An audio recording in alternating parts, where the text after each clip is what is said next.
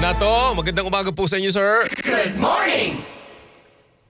Ito, magandang umaga, maulang araw po sa inyo Opo. at sa ating mga taga-subaybay. Maulang araw, Kanato. Opo. Teka, at bantayan na ng budget. Siyempre, kayo all eyes, all ears dito. Ano bagang inyong, kumbaga parang focus ng pagbabantay po ngayon? Mag-uumpisa na ho yung deliberation nila. Well, unang-una ho, tingin natin ang budget, hindi lang ito dokumento na may mga numero, kundi ito yung expression ng policy ng pamahalaan ng Administrasyong Marcos kung saan niya gustong dalhin ang bansa. At nakikita natin mukhang ang serbisyong panglipunan across the board ay nakaranas ng mga malalalim na budget cuts. Samantalang yung mga items na tingin natin ay pinagmumula ng korupsyon, tulad nitong sa DPWH, sa DOTR, yung mga items na ang tingin natin ay pork barrel, mga lump sum appropriation, kasama na yung Local Government Support Fund, ay mga mapanganib no, na probisyon na totoo. Mukhang pang-eleksyon ito. No? 2027, isang taon bago ang 2028 elections, dito ikakarga yung maraming mga items na pagmumulan ng pondo na gagamitin nila sa pangangampanya. Kanato, siyempre naman kayo sa bayan, ikaw sigurado kasama ka as civil society member na nagbabantay ho nito. Di ba pinangakuan na tayo ng, transparency nito. At ang ganda nga nung term ni Katinyo rito na performative transparency. So, ibig sabihin, kung sa simula pa lang ng pagka-craft, ay andyan itong mga ito, ibig sabihin wala pa rin tayong boses when it comes to deliberation ho nito kung paano ito ilalatag. Tama ba yun, Kanato? Ganun ho naman talaga. Oo. No? Kasi ang budget na ito, at the end of the day, ang mag-uusap-usap, ang magsasabuatan dyan, yung mga nasa poder, yung mga makapangyarihan. So you have the Congress, lower house, you have the Senate, you have the bicameral conference. Sila din ho ang mag-uusap dyan . Ano mang partisipasyon na sinasabi nila na mayroon para sa mga so-called civil society, yan ay parang palamuti na lang . Hindi naman talaga pinakikinggan yung mga nais nating itulak na amyenda, yung nais nating ipatanggal na mga questionable items in the budget. At the end of the day, si Presidente pa rin ang pipirma at magtataguyod ng budget na ito. At dahil ang tindi na ng naranasan nating pagbaha, kaya nga na buklat-buklat na yan ng Pangulo, yung usapin nga po ng mga tawag dito, flood control project anomaly. So kumbaga parang gloomy o wala pa rin tayong pag-asa by 2027 na we have a very, hindi lang transparent pero talagang makataong budget, Kanato. Tama po yun. Halimbawa na lang po, doon sa flood control. Binalik ang flood control budget, 107 billion ang itinakda nila.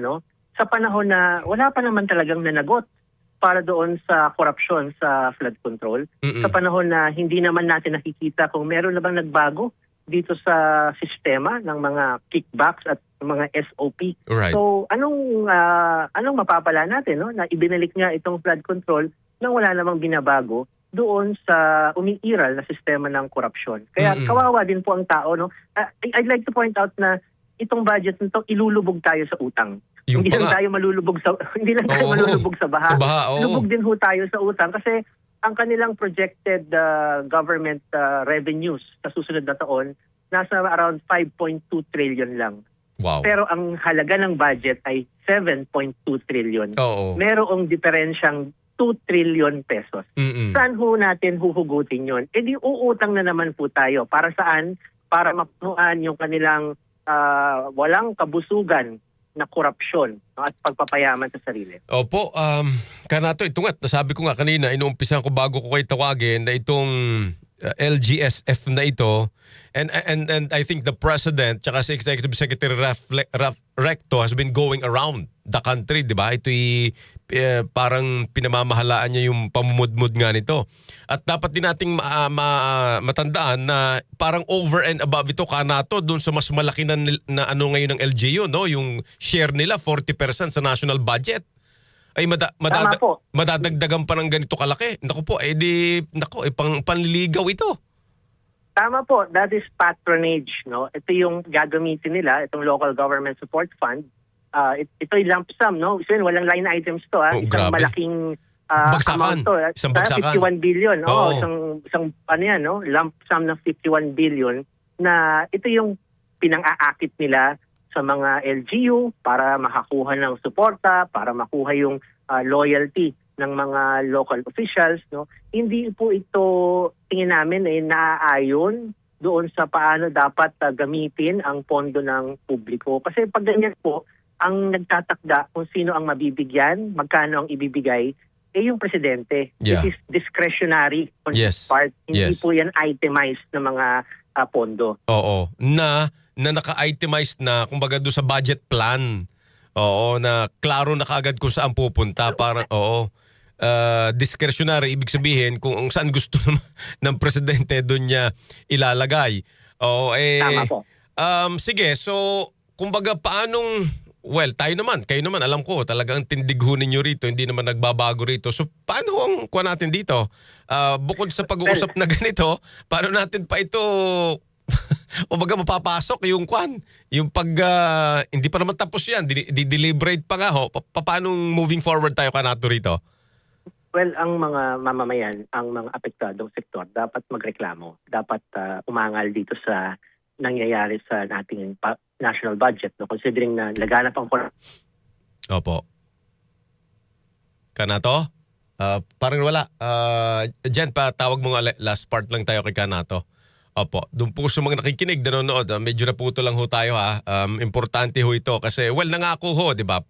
Tanda ho ninyo, even ngayon, ang Senado, si Senate President Win Gatchalian, yan po sinasabi na sisikapin nila, opo, na talaga ang mabibigyan lamang po ng confidential at saka intelligence funds, yung mga agency na talagang karapat-dapat. Oo, these are words, these are promises. And sa mga ganitong pagkakataon talaga, hindi naman talagang hopeless, but you know, civil society organizations ito. Kanato, naputol lang tayo. Yeah. Sorry, you were saying Putol tayo. itong last part na Yeah. ito, sir. Oo. Kaya kailangan yung mga sektor na apektado nitong budget cuts at itong lumalalang korupsyon ay magreklamo. Opo. Sabihin po yung mga kasamahan natin from the education sector, mga teachers at students, dapat iprotesta natin itong ginawang budget cuts sa education, sa maintenance and operation, sa capital outlay. Talagang kawawa yung mga schools natin. Kailangan magreklamo yung mga health workers, yung mga pasyente Oo. dito sa naging pagbawas sa budget sa edukasyon. Gayon din po sa pagbawas sa budget sa agrikultura.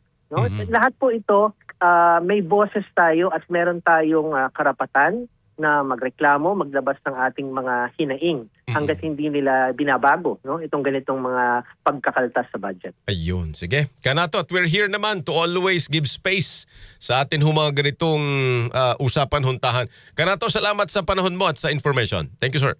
Maraming salamat din. Magandang araw. Thank you. Si Ginoong Renato Kanato Reyes, Pangulo po ng grupong Bagong Alyansang Makabayan o Bayan.